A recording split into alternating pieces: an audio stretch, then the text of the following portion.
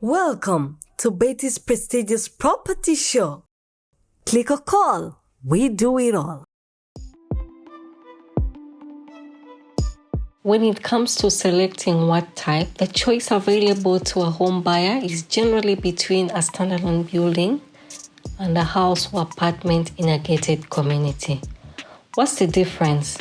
A standalone building is a freestanding residential building offering minimum amenities and fulfilling basic requirements. They include independent houses, bungalows, or villas, while a gated community is a well-planned residential complex of buildings or villas with a well-organized environment and offering various amenities. Well, the real estate market today has plenty of ready-to-move-in properties of both types.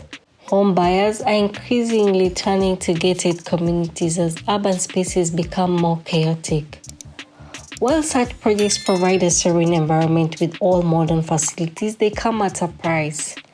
Standalone properties are cheaper, but one cannot expect a luxurious ambience or modern amenities. Peter, who recently bought a house in Kampala, opted for a 2-bedroom in a standalone building as it was much cheaper than a gated community. Besides the price of the apartment, the monthly maintenance of a house in a gated community is very high. Although my house is in a standalone building, there is a park just 5 minutes away and it's close to the metro station and a market. As a working couple, a clubhouse or swimming pool does not matter to us.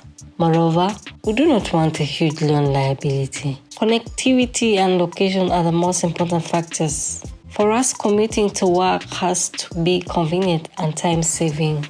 So what should the home seeker opt for? A standalone building or a home in a gated community? We examine the advantages and disadvantages of both to help you make the right decision. Number 1, security. Gated communities are more secure for families as it has guards and CCTV cameras. These provide a secure environment for the families. Living in a gated community means one can travel out of the city or country for as long as one wants without worrying about the safety of the property. With standalone buildings, security may be a cause of concern even if there is a guard. 2. Backup power and water supply. With gated communities, many complexes have backup power, treated water facilities, and solar-powered heating system among other essential amenities. With standalone building, owners have to arrange power backup and water tanks on their own.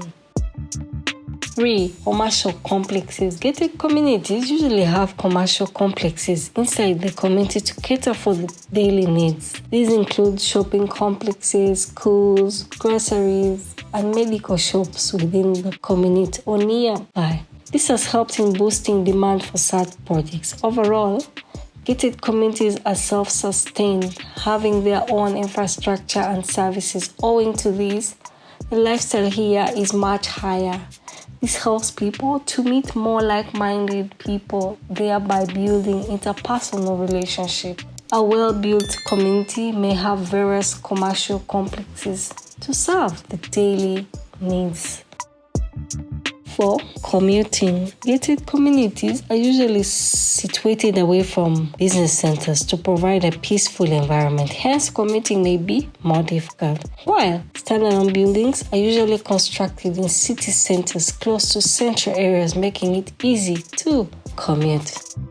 5. Prices. Property prices in gated communities are priced 10 to 40% higher than standalone buildings. The main disadvantage of a gated community is the price of the property. A standalone is more affordable as there are hardly any common facilities. They are more economical and affordable as compared to gated communities as the common facilities are much smaller or non-existent. Property prices in a gated community tend to be higher by 10 to 40% in comparison to a standalone building. However, in a gated community, the project risk to the buyer is more in terms of delivery and promised amenities. When it comes to renters, tenants who are bachelors and have limited financial resources prefer standalone buildings. A flat in a gated community carries a premium price due to facilities available.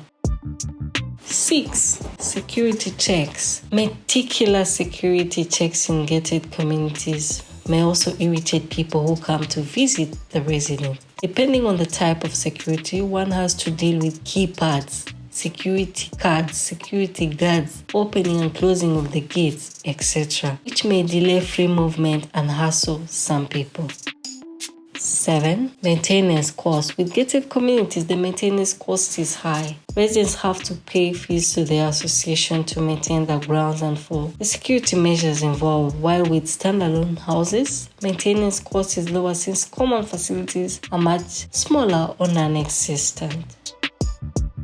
8. Parking. With standalone houses, car parking is often a big issue, especially in metropolitan cities where one may not be able to park on the roads. Standalone buildings have less or no open areas due to the shortage of space and resources. Common facilities are on a much smaller scale or may be non-existent in some cases. 9. Preference. Gated communities are usually preferred by families, while standalone houses are usually preferred by students and bachelors. Gated communities provide a secure and luxurious environment for families. 10. Socialization. The social life is better in gated communities as compared to standalone building. A gated community allows members to mingle easily with one another, which is much needed in an urban lifestyle. Also, residents of gated communities organize different cultural celebrations in the complex, which help families to connect and bond. In conclusion, the choice is yours.